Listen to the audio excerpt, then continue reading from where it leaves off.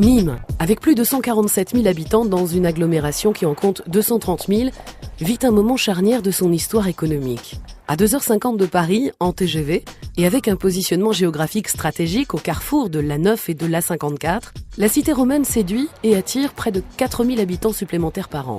Nîmes peut aussi compter sur son patrimoine historique exceptionnel pour développer le secteur du tourisme qui présente un fort potentiel économique. Mais la réalité des chiffres noircit le tableau. Nîmes est aujourd'hui confronté à un taux de chômage de 13%.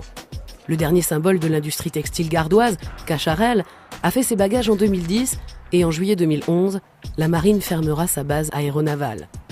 Un virage économique s'impose. Quelle stratégie de développement la ville va-t-elle mettre en place ? Quel est l'avenir de Nîmes ? Certains Nîmois ont déjà des réponses. Comment j'imagine Nîmes dans 20 ans ?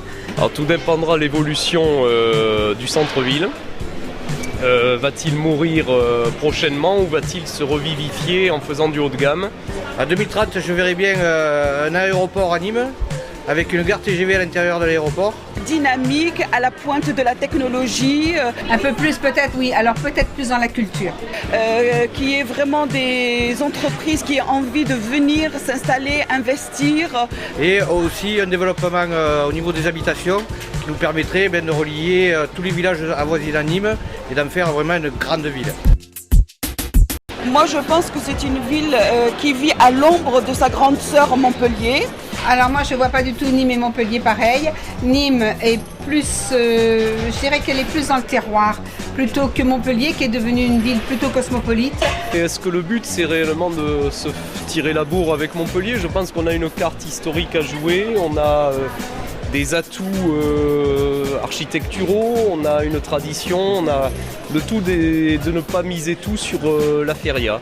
Si on arrive à trouver la bonne personne, je pense qu'on pourra aller très loin et dépasser Montpellier largement.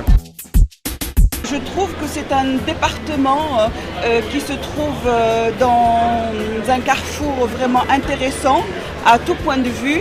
Alors globalement, moi, je trouve qu'on ne s'en tire pas trop mal par rapport à la crise qu'il y a eu, économique. De toute façon à Nîmes, dès qu'il commence à faire beau, le travail reprend, donc ça vient très très vite. Il y a un potentiel humain qui n'est pas exploité pour l'instant. Les commerces sont toujours aussi actifs et essaient de trouver de nouvelles idées à proposer à leurs clients. Nîmes, c'est une ville qui est renommée dans le monde entier, alors on voudrait qu'elle soit aussi renommée sur le plan du travail.